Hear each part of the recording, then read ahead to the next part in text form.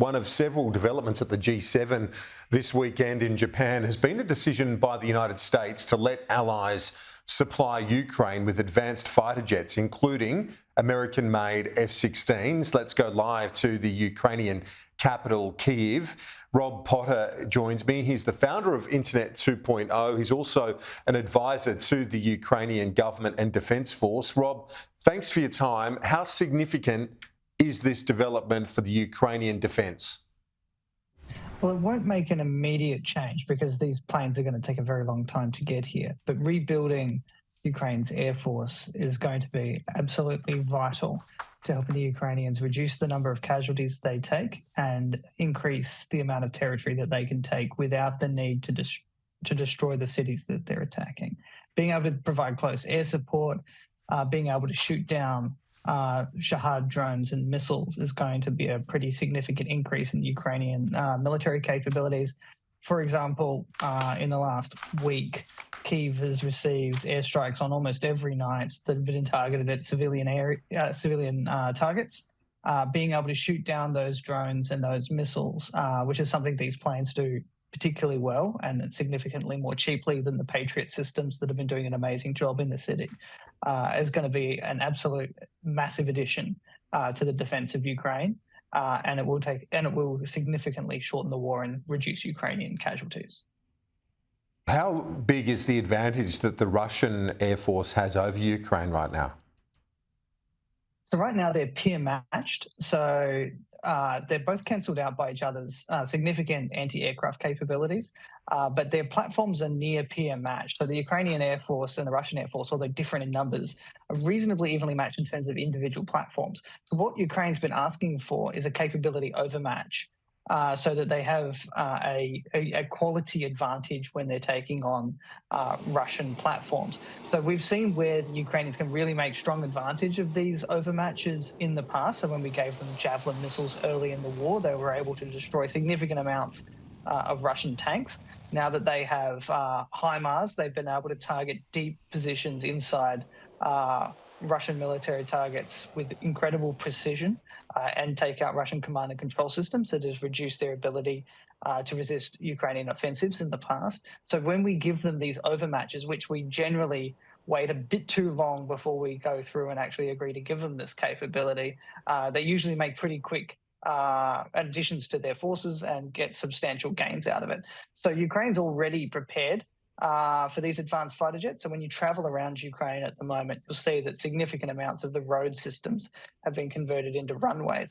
And they were converted 6 months ago in anticipation of this decision, which the Ukrainians see as inevitable. And now the challenge is to train sufficient pilots to be able to fly the things.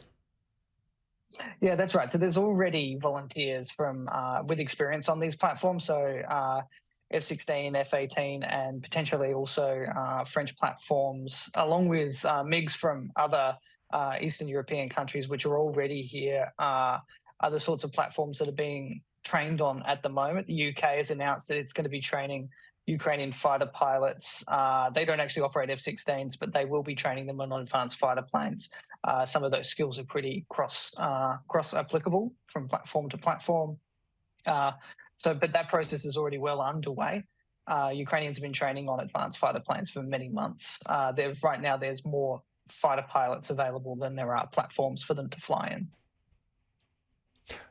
When you look at the visit by Zelensky, it was a bit of a surprise move. I think there was certainly no forewarning that he would go to Hiroshima for the G7, but the Ukrainian president was there for this announcement. He had, among other things, his first face-to-face talks with the Indian leader Modi. Why did he think it was so important to make sure he was there in person?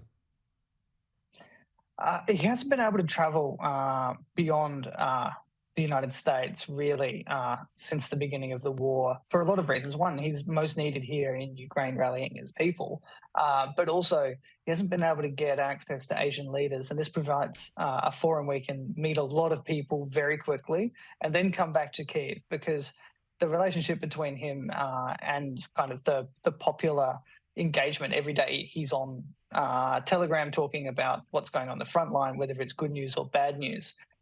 He's pretty important to the continued coordination of the campaign.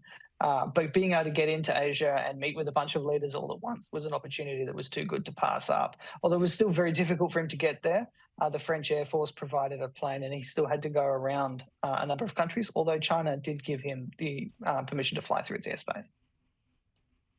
Interesting. And Rob, how would you characterise where the conflict is at right now? We know the defence has been incredible, the resilience of the Ukrainian people really phenomenal in holding Russia back. But is there any chance of ending this conflict within the next few months? I think it's a case of expectations management at the moment. At the moment, the Russians are heavily escalating their attacks on civilian targets. Just last night, 2 apartment buildings in Kyiv were hit by another drone swarm. They've been saving up a lot of drones for operations at the moment, and almost every night Kyiv has been subject to significant attacks, usually in the middle of the morning. So everyone's been sleeping in bomb shelters, but that really doesn't change Ukrainian morale at all.